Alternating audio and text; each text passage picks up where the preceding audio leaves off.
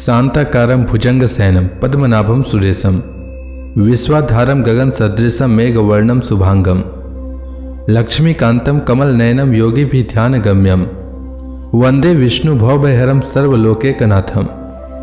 मंगलम भगवान विष्णु मंगलम गरुड़ध्वज मंगलम पुंडरीकाक्ष मंगलाय तनोहरि। ओम नमो भगवते वासुदेवाय। आज का दिन आप सभी के लिए मंगलमय हो। आइए सुनते हैं पौष मास की कथा का 14वां अध्याय। सूत जी कहते हैं, विदुर जी तीर्थ यात्रा में महर्षि मैत्रेय से आत्मा का ज्ञान प्राप्त करके हस्तिनापुर लौट आए। उन्हें जो कुछ जानने की इच्छा थी वह पूर्ण हो गई थी। विदुर जी ने मैत्रेय ऋषि से जितने प्रश्न किए थे उनका उत्तर सुनने से पहले ही श्री कृष्ण में अनन्य प्रेम हो जाने के कारण वे उत्तर सुनने से उपराम हो गए। सौनक जी, अपने चाचा विदुर को आया देख धर्मराज युधिष्ठिर, उनके चारों भाई धृतराष्ट्र, युयुत्सु, संजय, कृपाचार्य, कुंती, गांधारी, द्रौपदी, सुभद्रा, उत्तरा, कृपि तथा पांडव परिवार के अन्य सभी नर नारी और अपने पुत्रों सहित दूसरी स्त्रियां सब के सब बड़ी प्रसन्नता से मानो मृत शरीर में प्राण आ गया हो ऐसा अनुभव करते हुए उनकी अगवानी के लिए सामने गए।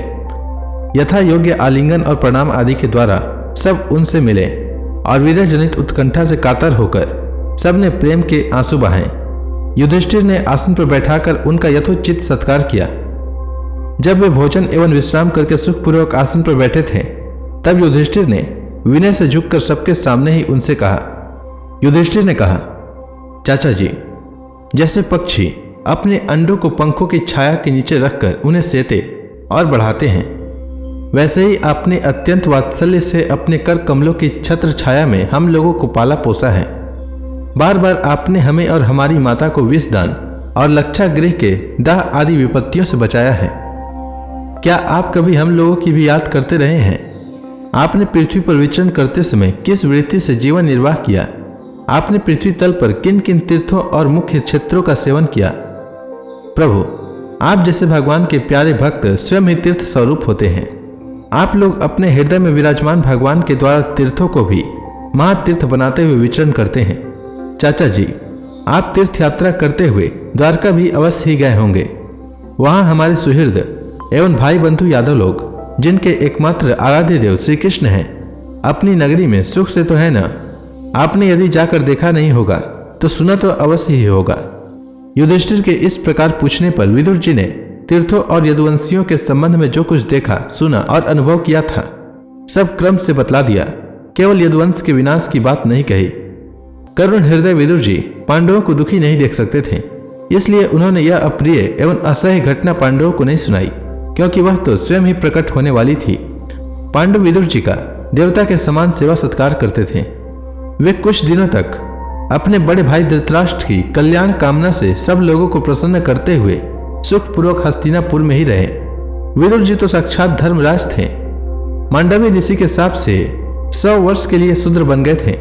इतने दिनों तक यमराज के पद पर अयरमा थे और वही पापियों को उचित दंड देते थे। राज्य प्राप्ति हो जाने पर अपने लोकपालों सरीखे भाइयों के साथ राजा युधिष्ठिर वंशधर परीक्षित को देखकर अपनी अतुल संपत्ति से आनंदित रहने लगे। इस प्रकार पांडव गृहस्थ के काम धंधों में रम गए और उन्हीं के पीछे एक प्रकार से यह बात भूल गए कि अनजाने में ही हमारा जीवन मृत्यु की ओर जा रहा है। अब देखते देखते उनके सामने वह समय आ पहुंचा जिसे कोई टाल नहीं सकता। परंतु विदुर जी ने काल की गति को जानकर अपने बड़े भाई धृतराष्ट्र से कहा, महाराज देखिए, अब बड़ा भयंकर समय आ गया है, झटपट यहाँ से निकल चलिए। हम सब लोगों के सिर पर वह सर्वसमर्थ काल मंडराने लगा है, जिसके टालने का कहीं भी कोई उपाय नहीं है। काल के वशीभूत होकर जीव का अपने प्रियतम प्राणों से भी बात ही बात में वियोग हो जाता है। फिर धन जन आदि दूसरी वस्तुओं की तो बात ही क्या है। आपके चाचा, ताऊ, भाई, सगे संबंधी और पुत्र सभी मारे गए। आपकी उम्र भी ढल चुकी, शरीर बुढ़ापे का शिकार हो गया। आप पराए घर में पड़े हुए हैं। ओह, इस प्राणी को जीवित रहने की कितनी प्रबल इच्छा होती है। इसी के कारण तो आप भीम का दिया हुआ टुकड़ा खाकर कुत्ते का सा जीवन बिता रहे हैं। जिनको आपने आग में जलाने की चेष्टा की, विष देकर मार डालना चाहा, भरी सभा में जिनकी विवाहिता पत्नी को अपमानित किया, जिनकी भूमि और धन छीन लिए, उन्हीं के अंश से पले हुए प्राणों को रखने में क्या गौरव है। आपके अज्ञान की हद हो गई। कि अब भी आप जीना चाहते हैं, परंतु आपके चाहने से क्या होगा। पुराने वस्त्र की तरह बुढ़ापे से गला हुआ आपका शरीर आपके न चाहने पर भी क्षीण हुआ जा रहा है। अब इस शरीर से आपका कोई स्वार्थ सधने वाला नहीं है। इसमें फंसिए मत, इसकी ममता का बंधन काट डालिए। जो संसार के संबंधियों से अलग रहकर उनके अनजान में अपने शरीर का त्याग करता है वही धीर कहा गया है। चाहे अपनी समझ से हो या दूसरे के समझाने से, जो इस संसार को दुख रूप समझकर इससे विरक्त हो जाता है और अपने अंतःकरण को वश में करके हृदय में भगवान को धारण कर संन्यास के लिए घर से निकल पड़ता है, वही उत्तम मनुष्य है। इसके आगे जो समय आने वाला है वह प्रायः मनुष्यों के गुणों को घटाने वाला होगा। इसलिए आप अपने कुटुंबियों से छिपकर उत्तराखंड में चले जाइए। जब छोटे भाई विदुर ने अंधे राजा धृतराष्ट्र को इस प्रकार समझाया तब उनकी प्रज्ञा के नेत्र खुल गए। वे भाई बंधुओं के सुदृढ़ स्नेह पासों को काटकर अपने छोटे भाई विदुर के दिखलाए हुए मार्ग से निकल पड़े। जब परम पतिव्रता सुबल नंदिनी गांधारी ने देखा कि मेरे पति तो उस हिमालय की यात्रा कर रहे हैं जो सन्यासियों को वैसा ही सुख देता है जैसा वीर पुरुषों को लड़ाई के मैदान में अपने शत्रुओं के द्वारा किए हुए न्यायोचित प्रहार से होता है, तब वे भी उनके पीछे पीछे चल पड़ी। अजात शत्रु युधिष्ठिर ने प्रातःकाल सनध्या वंदन तथा अग्निहोत्र करके ब्राह्मणों को नमस्कार किया और उन्हें तिल, गौ, भूमि और स्वर्ण का दान दिया। इसके बाद जब वे गुरुजनों के चरण वंदना के लिए राजमहल में गए तब उन्हें धृतराष्ट्र, विदुर तथा गांधारी के दर्शन नहीं हुए। युधिष्ठिर ने उद्विग्न चित्त होकर वहीं बैठे हुए संजय से पूछा, संजय, मेरे विवृद्ध और नेत्रहीन पिता धृतराष्ट्र कहाँ हैं? पुत्र शोक से पीड़ित दुखिया माता गांधारी और मेरे परम हितैषी चाचा विदुर जी कहाँ चले गए? ताऊ जी अपने पुत्रों और बंधु बांधवों के मारे जाने से दुखित हैं। मैं बड़ा मंद बुद्धि हूँ। कहीं मुझसे किसी अपराध की आशंका करके वे माता गांधारी सहित गंगा जी में तो नहीं कूद पड़े। जब हमारे पिता पांडु की मृत्यु हो गई थी और हम लोग नन्हे नन्हे बच्चे थे तब इन्हीं दोनों चाचाओं ने बड़े बड़े दुखों से हमें बचाया था। वे हम पर बड़ा ही प्रेम रखते थे। हाय, वे यहाँ से कहाँ चले गए?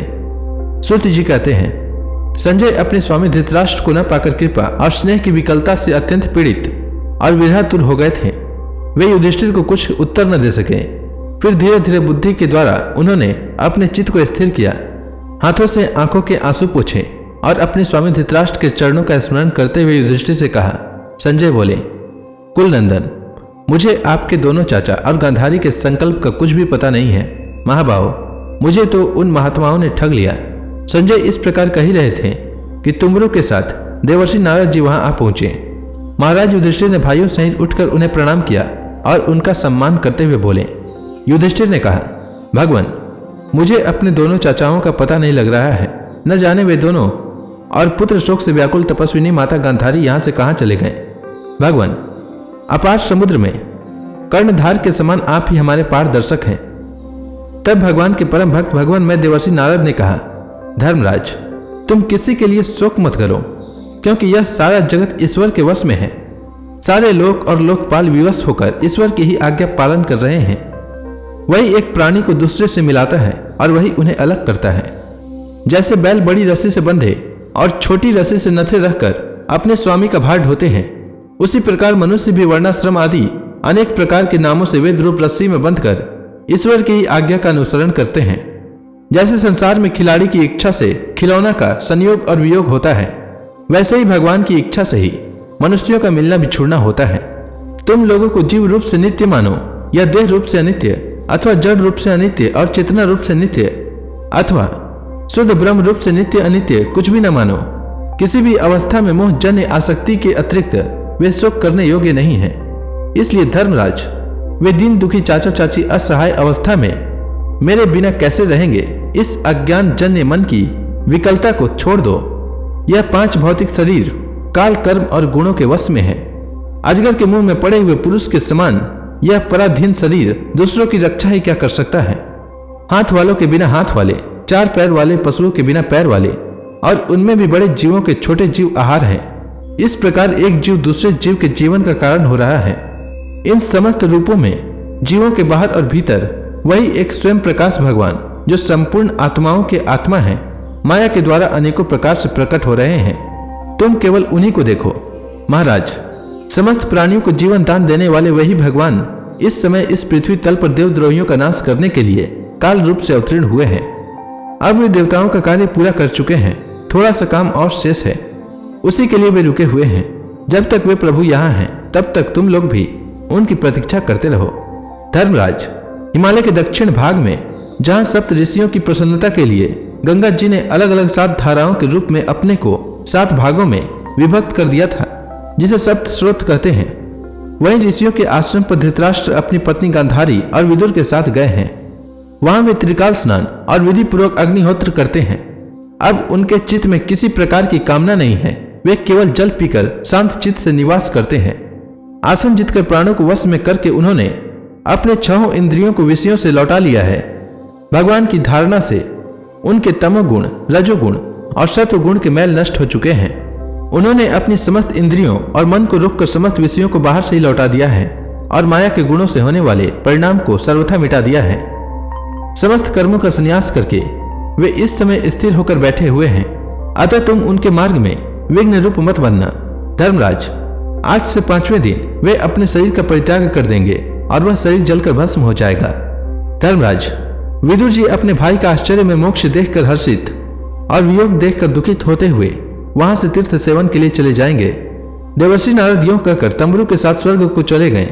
धर्मराज युधिष्ठिर ने उनके उपदेशों को हृदय में धारण करके शोक को त्याग दिया। तो इसी के साथ यह अध्याय समाप्त हुआ। इसके आगे की कथा मैं कल के अध्याय में सुनाऊंगा। तब तक के लिए भगवान हरि का नाम लेते रहें। तो प्रेम से बोलिए भगवान विष्णु की जय, श्री कृष्ण भगवान की जय, लक्ष्मी माता की जय, तुलसी माता की जय।